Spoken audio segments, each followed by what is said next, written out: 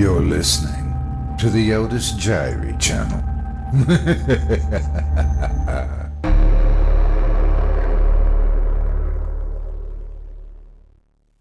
Cool Air by H.P. Lovecraft. Narrated by Otis Jiry.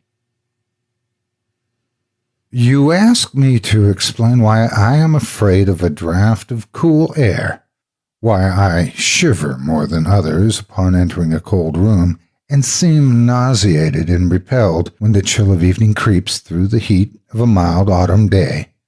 There are those who say I respond to cold as others do to a bad odor, and I am the last to deny the impression. What I will do is to relate the most horrible circumstance I ever encountered, and leave it up to you to judge whether or not this forms a suitable explanation of my peculiarity. It is a mistake to fancy that horror is associated inextricably with darkness, silence, and solitude. I found it in the glare of mid-afternoon, in the clangor of a metropolis, and in the teeming midst of a shabby and commonplace rooming house with a prosaic landlady and two stalwart men by my side. In the spring of 1923, I had secured some dreary and unprofitable magazine work in the city of New York, and being unable to pay any substantial rent, began drifting from one cheap boarding establishment to another in search of a room that might combine the qualities of decent cleanliness, endurable furnishings, and very reasonable price. It soon developed that I had only a choice between different evils, but after a time I came upon a house in West 14th Street which disgusted me much less than the others I had sampled. The place was a 4-story mansion of brownstone, dating apparently from the late 40s, and fitted with woodwork and marble whose stained and sullied splendor argued a descent from high levels of tasteful opulence. In the rooms, large and lofty and decorated with impossible paper and ridiculously ornate stucco cornices, there lingered a depressing mustiness and hint of obscure cookery, but the floors were clean, the linen tolerably regular, and the hot water not too often cold or turned off, so that I came to regard it as at least a bearable place to hibernate till one might really live again. The landlady, a slatternly, almost bearded Spanish woman named Herrero, did not annoy me with gossip or with criticisms of the late-burning electric light in my third-floor front hall room, and my fellow lodgers were as quiet and uncommunicative as one might desire, being mostly Spaniards, a little above the coarsest and crudest grade. Only the din of streetcars in the thoroughfare below proved a serious annoyance. I'd been there about 3 weeks when the first odd incident occurred. One evening, at about 8, I heard a spattering on the floor and became suddenly aware that I had been smelling the pungent odor of ammonia for some time. Looking about, I saw that the ceiling was wet and dripping, the soaking apparently proceeding from a corner of the side toward the street. Anxious to stop the matter at its source, I hastened to the basement to tell the landlady, and was assured by her that the trouble would quickly be set right. "Dr. Munoz," she cried as she rushed upstairs ahead of me. "He have spilled his chemicals. He is too sick for doctor himself, sicker and sicker all the time. But he will not have to have no other for help. He is very queer in his sickness. All day he take funny-smelling baths, and he cannot get excite or warm. All his own housework he do. His little room are full of bottles and machines, and he do not work as doctor. But he was great once. My father in Barcelona have hear of him, and only just now he fix an arm of a plumber that got hurt of sudden. He never go out, only on roof, and my boy, Esteban, he bring him his food and laundry and medicines and chemicals. My God, the sal ammoniac that man use for keep him cool." Mrs. Herrero disappeared up the staircase to the 4th floor, and I returned to my room. The ammonia ceased to drip, and as I cleaned up what had spilled and opened the window for air, I heard the landlady's heavy footsteps above me. Dr. Munoz I had never heard, save for certain sounds as of some gasoline-driven mechanism, since his step was soft and gentle. I wondered for a moment what the strange affliction of this man might be, and whether his obstinate refusal of outside aid were not the result of a rather baseless eccentricity.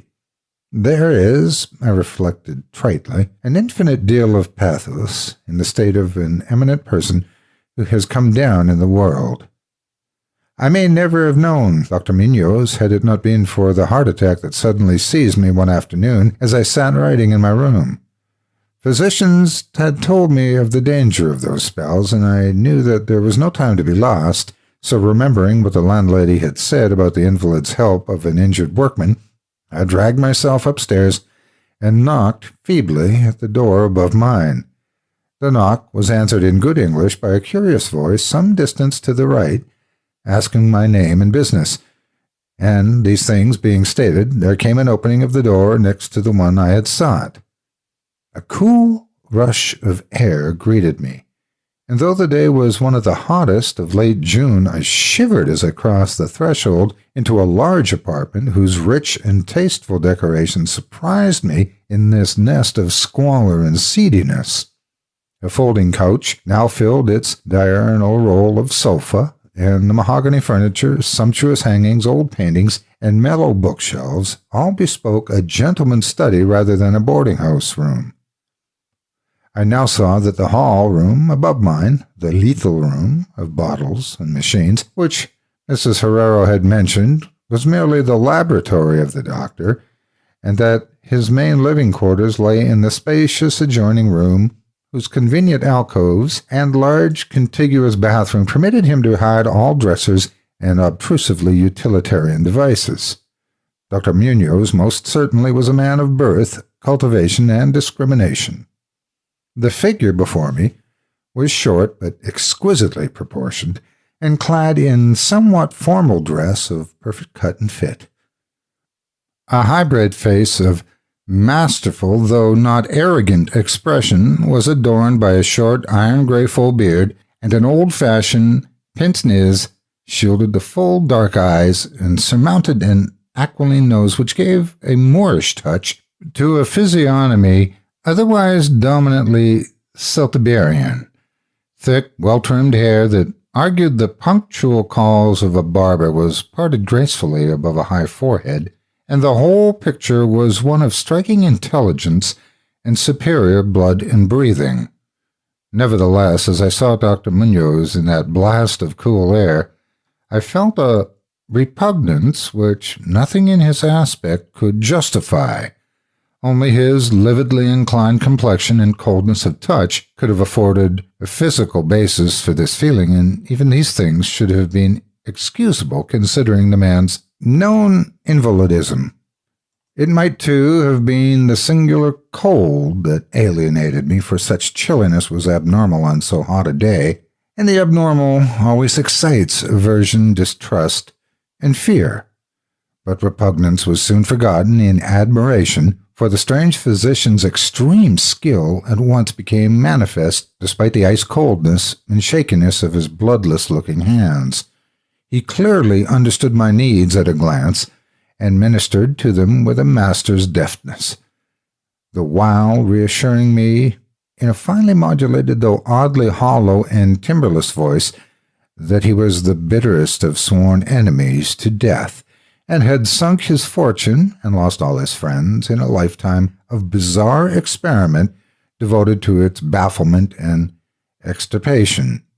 Something of a benevolent fanatic seemed to arise in him, and he rambled on almost garrulously as he sounded on my chest and mixed a suitable draught of drugs fetched from the smaller laboratory room. Evidently he found the society of a well-born man a rare novelty in this dingy environment, and was moved to unaccustomed speech as memories of better days surged over him. His voice, if queer, was at least soothing, and I could not perceive that he breathed as the fluent sentences rolled urbanely out.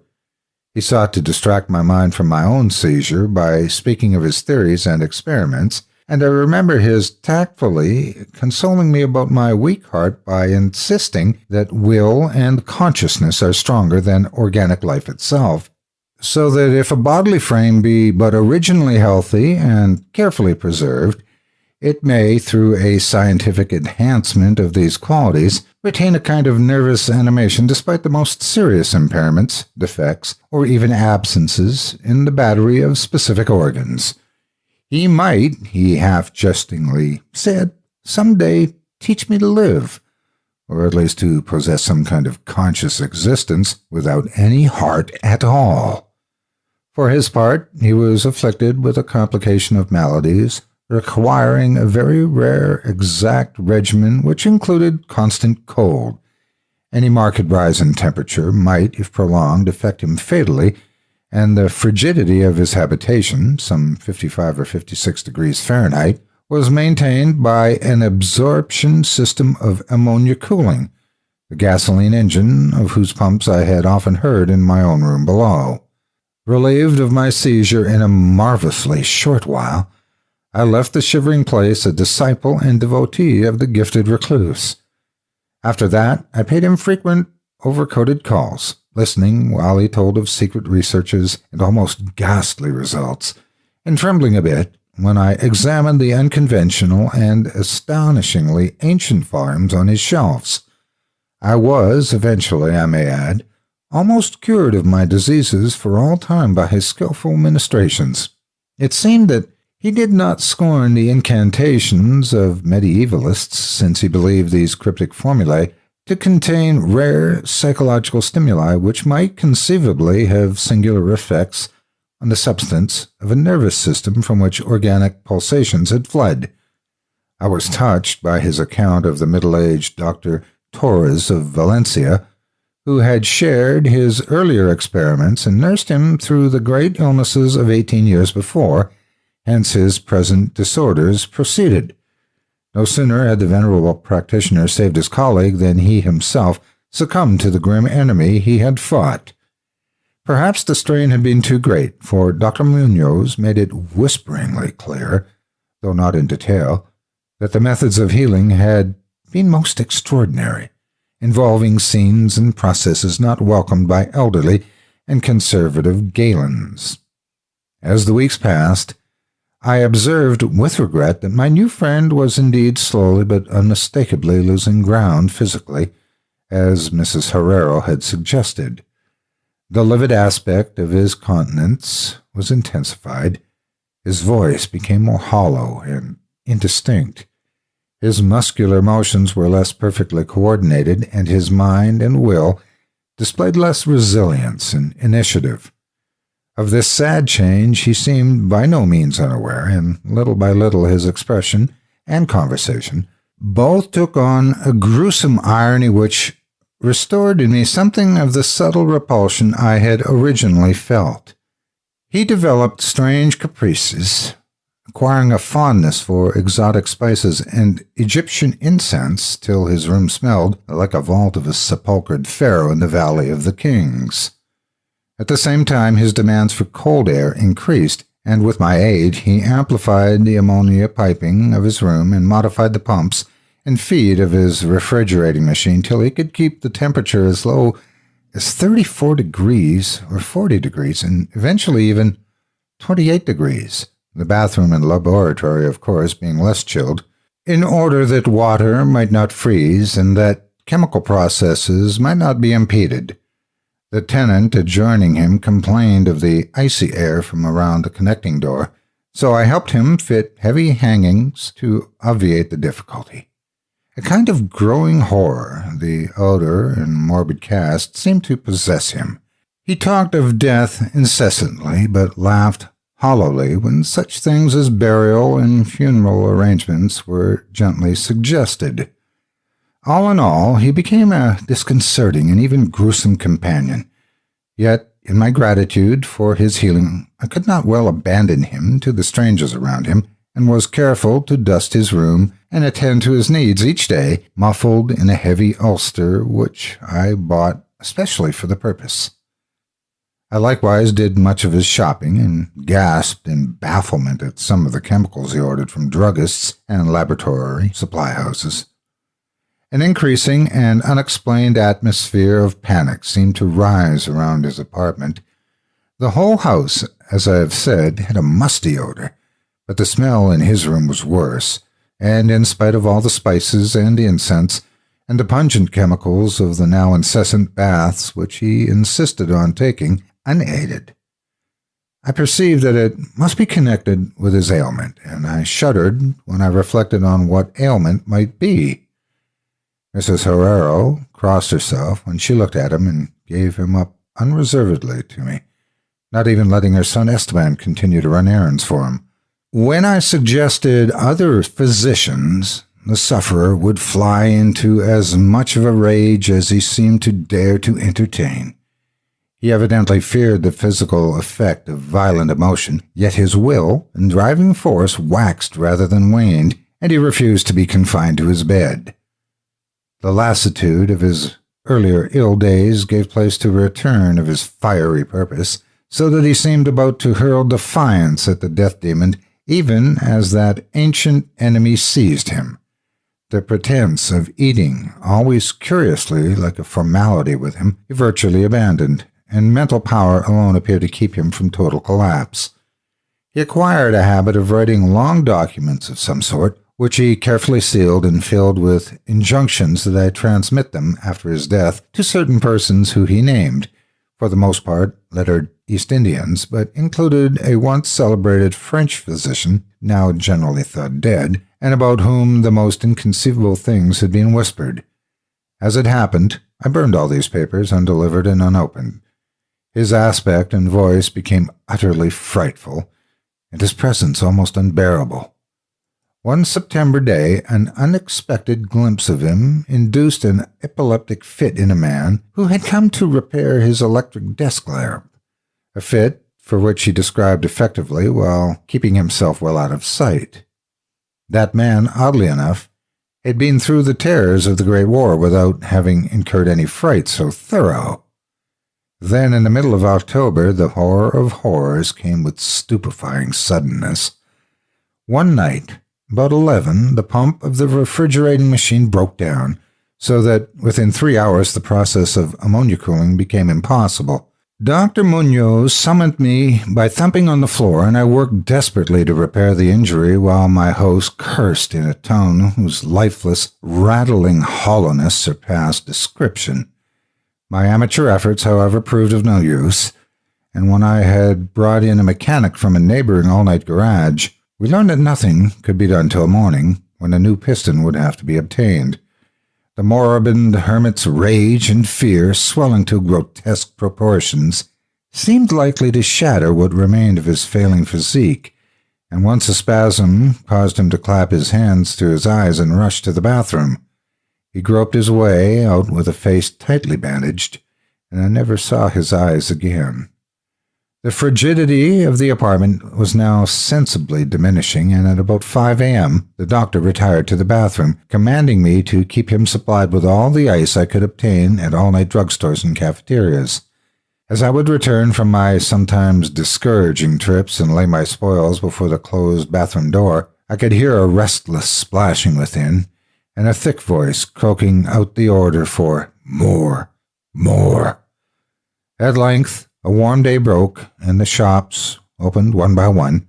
I asked Esteban either to help with the ice fetching whilst I obtained the pump piston, or to order the piston while I continued with the ice, but, instructed by his mother, he absolutely refused.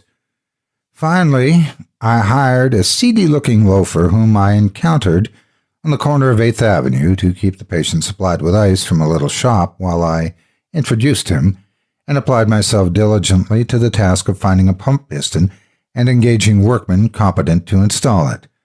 The task seemed interminable, and I almost raged as violently as the hermit when I saw the hours slipping by in a breathless, foodless round of vain telephoning and a hectic quest from place to place, hither to thither by subway and surface car. About noon, I encountered a suitable supply house far downtown, and at approximately 1:30 p.m. arrived at my boarding place with the necessary paraphernalia and 2 sturdy and intelligent mechanics. I had done all I could and hoped I was in time. Black terror, however, had preceded me. The house was in utter turmoil, and above the chatter of odd voices, I heard a man praying in a deep basso. Fiendish things were in the air, and lodgers told over the beads of their rosaries as they caught the odor from beneath the doctor's closed door.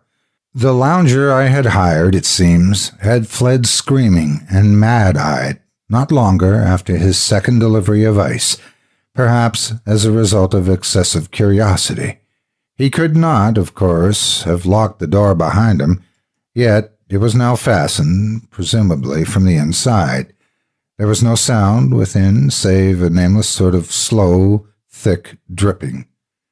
Briefly consulting with Mrs. Herrero and the workmen, despite a fear that gnawed my inmost soul, I advised the breaking down of the door, but the landlady found a way to turn the key from the outside with some wire device. We had previously opened the doors of all the other rooms on that hall and flung open the windows to the very top. Now, noses protected by handkerchiefs, we tremblingly invaded the accursed south room, which blazed with the warm sun of early afternoon. A kind of dark, slimy trail led from the open bathroom door to the hall door, and thence to the desk where a terrible little pool had accumulated. Something was scrawled there in pencil, in an awful, blind hand on a piece of paper hideously smeared as though by the very claws that traced the hurried last words. Then the trail led to the couch and ended unutterably. What was or had been on the couch I cannot and dare not say here. But this is what I shiveringly puzzled out on the thickly smeared paper before I drew a match and burned it to a crisp. What I puzzled out in terror as the landlady and 2 mechanics rushed frantically from that hellish place to babble their incoherent stories at the nearest police station. The nauseous words seemed well nigh incredible in that yellow sunlight, with the clatter of cars and motor trucks ascending clamorously from crowded 14th Street. Yet I confess that I believe them now. Whether I believe them now I honestly don't know. There are things about which it is better not to speculate, and all that I can say is that I hate the smell of ammonia, and grow faint at a draught of unusually cool air. The end, ran the noisome scrawl, is here. No more ice. The man looked and ran away. Warmer every minute, and the tissues can't last. I fancy you know what I said about the will and the nerves and the preserved body after the organs ceased to work. It was a good theory, but couldn't keep up indefinitely. There was a gradual deterioration I had not foreseen. Dr. Torres knew, but the shock killed him. He couldn't stand what he had to do. He had to get me in a strange, dark place when he minded my letter and nursed me back. And the organs never would work again. It had to be done my way. Artificial preservation. For you see, I died that time, 18 years ago.